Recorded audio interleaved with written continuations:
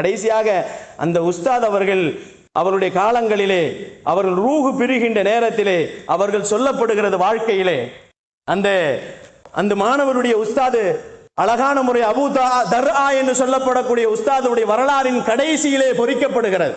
அவர் கடைசியா ஒரு ஹதீஸை படித்துக் கொடுக்கிறார்.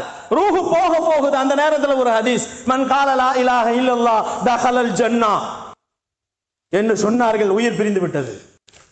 என்ன சொன்னார்கள்? யார் அல்லாஹ்வை லா இலாஹ இல்லல்லாஹ் முஹம்மதுர் ரசூலுல்லாஹ் என்று யாருடைய கலிமா கடைசி கலிமாவாக இருக்குமோ அவர் சுவர்க்கத்திற்கு போகி விடுவார், அவர் ஜன்னத்திலே நுழைந்து விடுவார் என்ற ஹதீஸை சொல்லிக்கொண்டே இறந்து போனார் என்று அவர்களின் கடைசி வரலாறுகள் சொல்லப்படுகிறது.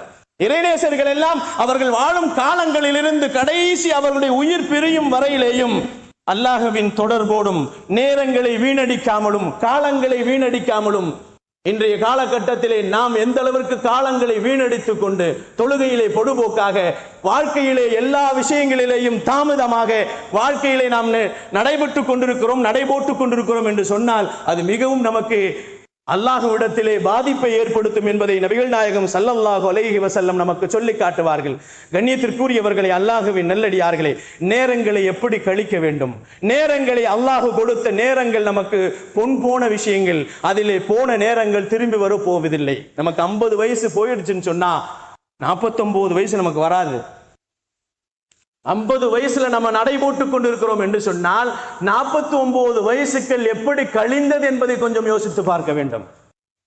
நேரங்களையும் காலங்களையும் வீணடித்துக் கொண்டு நாம் அடுத்தவர்களை பற்றி பேசிக்கொண்டு, நேரம் கிடைக்கின்ற நேரங்கள் எல்லாம் அடுத்தவர்களுடைய பேச்சுத்தானே நமக்கு. 2 பேர் சேர்ந்தால் 3வது ஒருத்தரை பற்றி பேசுகிறோம், 3 பேர் சேர்ந்தால் 4வது ஒரு மனிதனை பற்றி பேசுகிறோம், 4 பேர் சேர்ந்தால் 5வது ஒரு மனிதனை பற்றி பேசுகிறோம் அல்லவா? ஒவ்வொரு நேரங்களிலேயும் அன்றைய சஹாபாக்களும் அன்றைய இறைநேசர்களும் நேரங்களை தவறாமல் அதை பயன்படுத்தினார்கள், காலங்களை அதை சரியான முறையில் பயன்படுத்தினார்கள். அல்லாஹு ஜல்ல ஷானஹு தஆலா வாழும் காலங்கள் நமக்கு கம்மியாக இருக்கிறது. அல்லாஹ் கொடுத்த வாழ்க்கை நமக்கு நெடு காலங்கள் இல்லை, நமக்கு மிக நெருக்கத்தில் இருக்கிறது மரணம். நபிகள் நாயகம் ஸல்லல்லாஹு அலைஹி வஸல்லம் அவர்கள் மரணம் மிக நமக்கு பிடரைக்கு பின்னால் இருக்கிறது என்பதாக சொன்னார்கள். அந்த மரணம் நமக்கு வந்துவிடும் என்பதை நினைத்து வாழ்க்கையிலே நேரங்களையும் காலங்களையும் வீணடிக்காமல் நல்ல முறையிலே இபாதத்துக்களை கொண்டும் மறுமைக்குண்டான தயாரிப்புகளை கொண்டும் தயார் செய்வதற்கு அல்லாஹு ஜல்ல ஷானஹு தஆலா எனக்கும் என்னுடைய குடும்பத்தாருக்கும் உங்களுக்கும் உடைய குடும்பத்தாருக்கும் உலக முஸ்லிமான ஆண் பெண் இரு குடும்பத்தார்களுக்கும் அல்லாஹ் நசீபாக்க வேண்டும்.